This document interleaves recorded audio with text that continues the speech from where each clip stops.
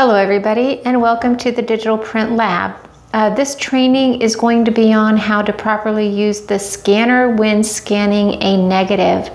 I did a training on this with the fellows at the last fellowship meeting, and we did not have the insert at the time. The insert is very necessary in order to get a quality negative to be scanned. So I'm going to revisit this training via video since I don't want to wait another month or a session before being able to do this training. So please bear with me while I walk through this one more time.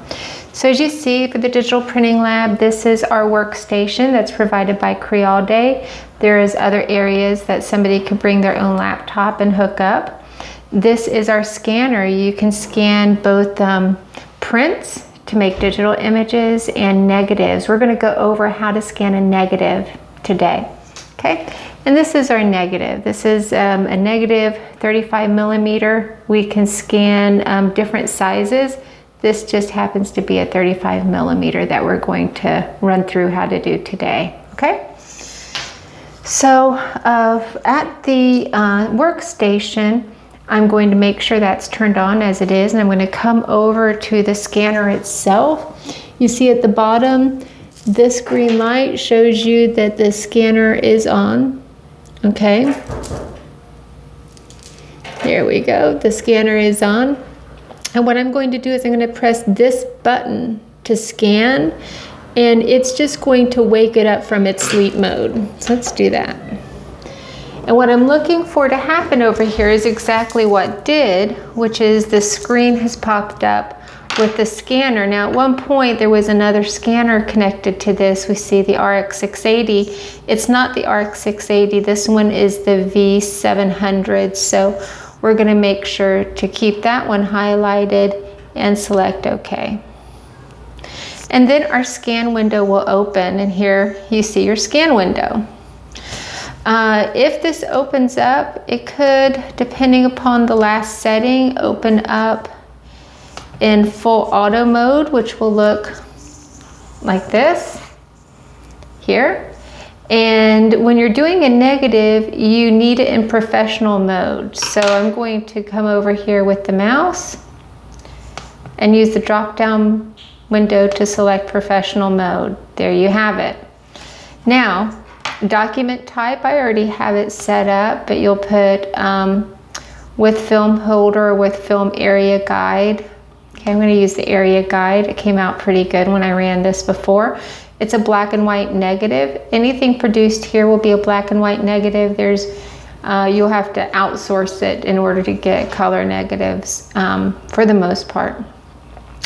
I'm going to leave this set as is. I'm going to lift this up to the user, how they want to do this. And here are a few corrections that can be done at the time of scanning as well. I've selected just for the unsharp mask to be on, but again, this is up to the person who has the negative to select. Now that this is set up, I'm going to show you how to do the holder. So here is the holder, right? And we see there's enough here for 4 strips of negatives, which is pretty standard. You see you have 1, you have 2, you have 3, and 4. I'm going to show you how to load that in a second. We have the negative, which is sitting here waiting, and then we have our scanner. So I'm going to take the negative. And once I look over here, I can see that the numbers need to run from largest to smallest. And I'm just going to kind of match that up with the negative. Let me see if I can do this while holding the camera myself to get these lined up to where you can see the actual numbers. There you go. So you can see that's 14. And let's see, this one is 17. If you see that right at the very bottom. Put this up against something bright so you can see.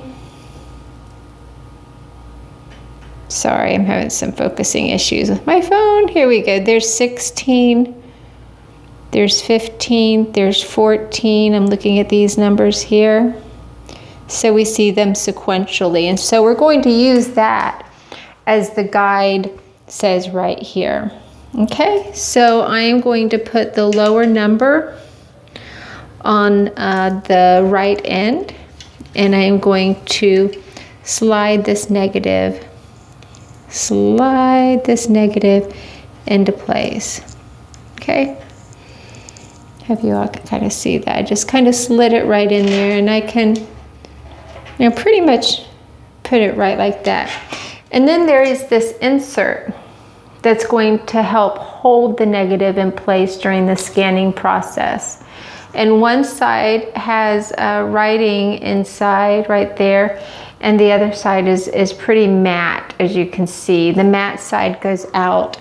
So we're gonna line up the indentions, all these little fun little clips here.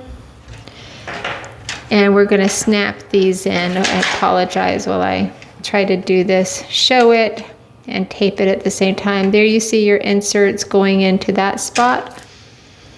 And here you see on this side that it's going to come right into there. So I'm gonna snap this into place. If you bear with me 1 second.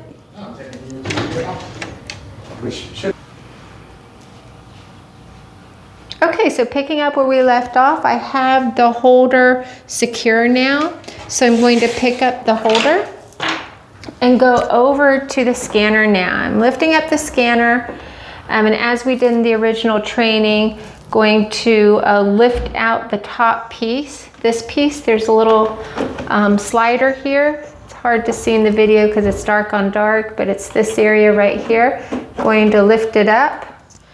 And there you see it exposes the inner workings of the scanner. And using the holder that we had, I'm going to place this just like this. If you see the 2 arrows on the holder, and that would be this arrow and this arrow, they pretty much match up with these 2 opposite arrows, showing you exactly the indentations in the scanner that they need to go into. So I'm going to go ahead and line those up, and there's a little hole that they'll go into so that the scanner, which allows the scanner to shut all the way. Okay, so that all looks good. It's nice and secure in there. I'm going to close the scanner. Yep, and it closed all the way, light tight. If it's not light tight, your scan's going to come out black. Okay?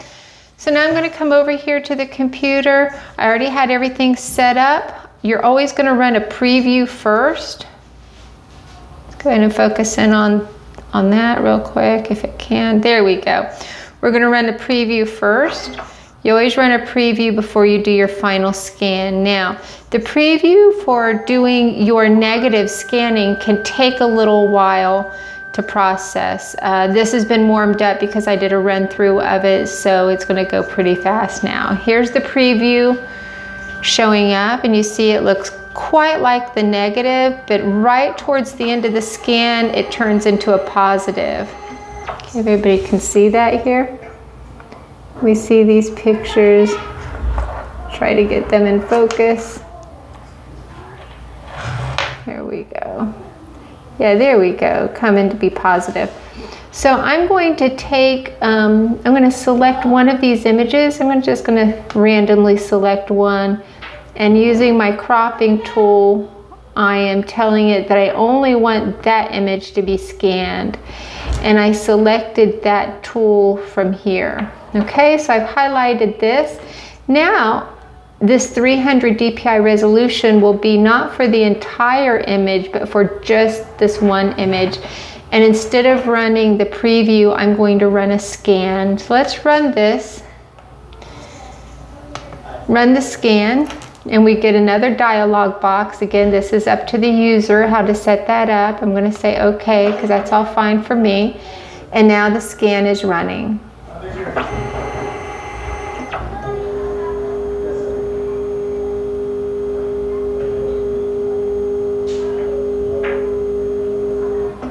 Okay, so it is finished, and it has been saved as image number 8. I'm going to open it, and there is the picture.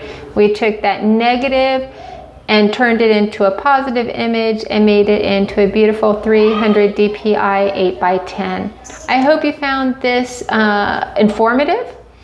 You can use other negatives, as I mentioned before, if you are doing you know, some larger format pictures. Here's negative holders for that, and again they show you the two arrows and how to put them in. These trays are for the different negatives, and we're going to put them into one of these drawers, okay? And I'll email that information to Cynthia, who is the current fellowship manager. Okay, well, it has been great, guys. And I look forward to seeing lots of people in the digital print lab and finishing area. Call me if you have a question. Bye.